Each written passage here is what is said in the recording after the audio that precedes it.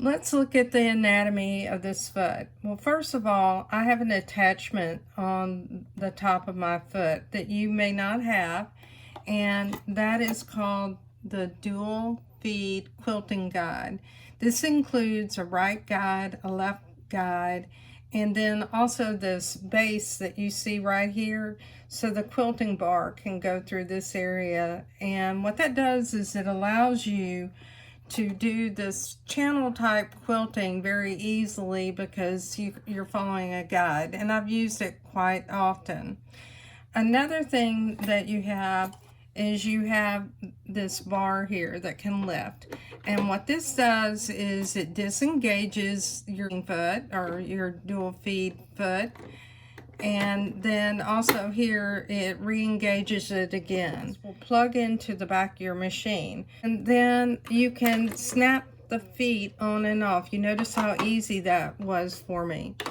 Now this foot is unique because it's belt driven. You can see the belt here, and I'll show you at a moment on the machine that you can go into your settings and adjust the speed of this belt. I have the open toe foot right here that has markings. I have a dual feed 1/4 inch foot that has the guide that's built into it, and this is SA205, and you can see the guide right here. I also have the dual feed stitch in the ditch foot, and you can see that it has the guide that runs underneath it. That's SA204. And then I have a couching foot, which came as an accessory with my upgrade kit 1 on my machine, and I also have a metal bar that fits on the side of the machine, so I can thread yarn or other fibers through the hole. That's a clear hole here. And then I have a closed toe foot that has measurements across it. Now, the foot that I use the most often is going to be the open toe foot. But if I was quilting, and particularly if I needed to have that 1/4 inch seam allowance, I would be using this. I use this when I attach binding, and I'll show you that for quilting. The stitch in the ditch foot is really nice whenever you're wanting to stitch along a seam and you want to keep a consistent distance from that seam. There's nothing better than this foot. So let's put a couple of these accessories on the machine, and I'll give you an idea of how you use this foot, and then I'll also share with you how it's different from a conventional walking foot. So the first thing you're going to need to do is you're going to need to remove the ankle that comes on your machine. This is the ankle that holds your feet, where they just snap into the ankle here. So set that aside, make sure you don't misplace it. You'll need to use a screwdriver and tighten the screw to make sure that it's tight against your presser foot bar. One of the things I want you to see a sample of is how you can use your quilting bar. This is a purse that I made, and most of the construction of this purse I did use the dual feed.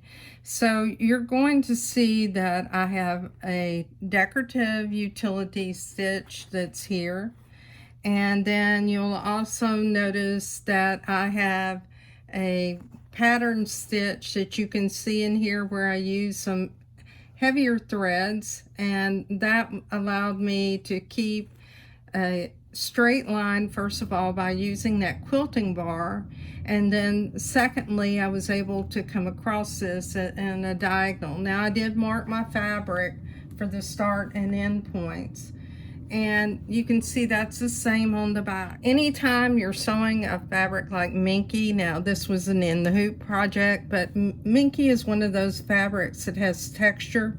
Your dual feed foot would be very helpful for you while you're trying to sew those types of fabrics. If you're interested in these designs, you can get these from OESD. Here's another little monster, and you can see that I just have to stitch up the back of it, of the monster. We're going to talk about the settings, because this, as I mentioned to you, this is belt driven. It's very different than a conventional walking foot, and this is just a generic foot. This generic foot, the way that it works is it's going to be as fast as the feed dogs, and it will never be any faster or slower than the feed dogs. And it relies on this piece right here so that it can move the fabric. So as your needle moves up and down, you can see that moves up and down. So let's go to our screen, and the first thing that you're going to notice is you have dual feed on the screen. So that's DF. That means that once you attach that plug on the back of your machine, it recognizes the dual feed. And then what you're going to see, and we'll go through the menus, that if we look, for instance, in this menu, there are a couple of stitches that are grayed out. These are really specialized stitches that are made for the side cutter. Now let's go to menu 2. And there's one stitch that cannot be used, and that's stitch 2-17. So if you try to use that stitch, it says it's not dual feed mode compatible. For quilting stitches, in fact, the one that you saw on the purse was a quilting stitch, and you can see that you can use those. And these are the new stitches that were added to our machine. This one here is a basting stitch, but these are the new quilting stitches that were added, and you can see you can use those. Character and decorative stitch menu will be grayed out in all categories. I have 2 pieces of organza, and this is a ribbon. I'm going to go into my settings pages and go to page 2 to the dual feed adjustment, and I'm setting it at the default of 0, and I'll sew this with a straight stitch just so you can see what it looks like. And then the other thing I want to do is to see if these were both the same length. I want you to see that this sewed through the machine, and those are the very same length. They stitched out and met at the end, which is difficult with a fabric that moves like this. Organza is a very slippery fabric. So what's something else that I use my foot for? Well, I use it all the time for quilting and adding bindings.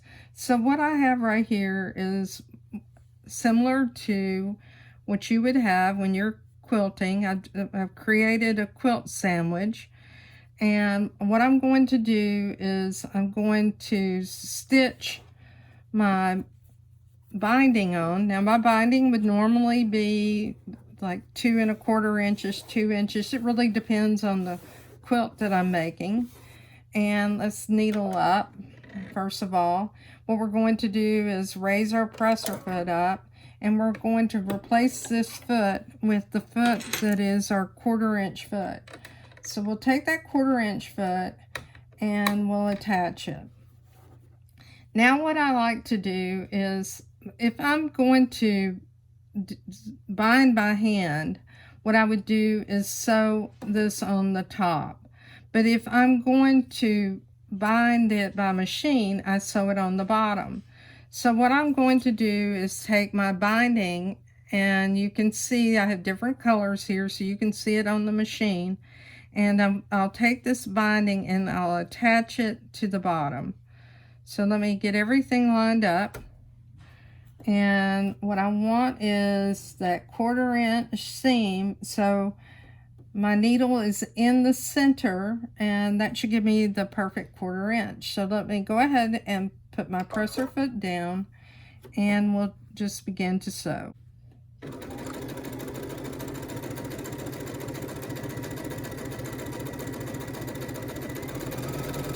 Okay, we can stop, and I'll cut my threads. All right, you can see that I have a perfect 1/4 inch seam, and now what we're going to do is pull this binding to the front.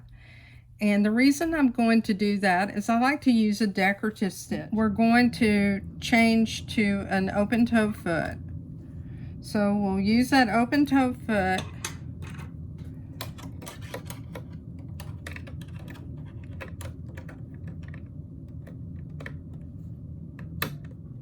So now that we've stitched that binding on, let's select a stitch. What I like to use is in our quilting menu, and I like this Serpentine Stitch. Now you can leave it at its default width of 5 and length of 2 and see how you like that. In fact, let's stitch a little bit with it at that default length and width, and then we can adjust it if we don't like it. So looking back under the needle, what I do is I fold this over, and usually what I'll do is I'll take wonder clips, and what I'm doing is I'm looking at lining up my fabric with this mark on the foot. So I want a portion of this stitch to be on the binding and a portion off on the fabric, and that's typically how I bind it. But if I did want it to be all on the binding, I could do that as well. So let's look at how this looks, and then we'll try different things. We'll put the presser foot down, and then we'll stitch a few stitches. So we'll go ahead, and you can notice that I don't slow down when I'm stitching this. Let me go ahead and cut this so you can see what this looks like. And here's what that quilt binding would look like. And on the back, this is what it's going to look like. This is what I do for baby quilts, okay? Now, what I'm going to do with this is I'll put this back under the needle. For first of all, I need to change my stitch, and I need to place my fabric differently. So I need to go back to a straight stitch. So I'm going to go back to menu 1, and I'll select stitch 1-3, and then I'm going to lengthen this to about a 3. Now what I need to do is I need to have that guide so that that guide is right against my binding fabric. And what I'll do is I need to move my needle over a little bit so that it catches that fabric. So I'll adjust my needle position by left-right shift, and I want to shift it to the right, and I'm shifting it to about 4.5 or 4.5. So now what I'll do is I'll go ahead and I'll start stitching. And I'll go ahead and stop and show you what that looks like. So you can see what this would look like, and then on the back it has caught some of the fabric. I missed a portion of it here. I can adjust that and move it to 4.75, and that way I would be safer catching my fabric. All right, let me show you one other example. Okay, I've trimmed my organza. You can see here, this is ribbon that I bought. And what I'm going to do is I'm going to go back to a regular zigzag stitch, and I'll go to menu number 1-10. The width is 3.5 and the length is 1.5. I'm going to make that width just a little narrower. I'll make it 2.5. And what I'm going to do is I'm going to stitch a portion of the zig and a portion of the zag off of the fabric. So we'll put the presser foot down, and let's see what happens.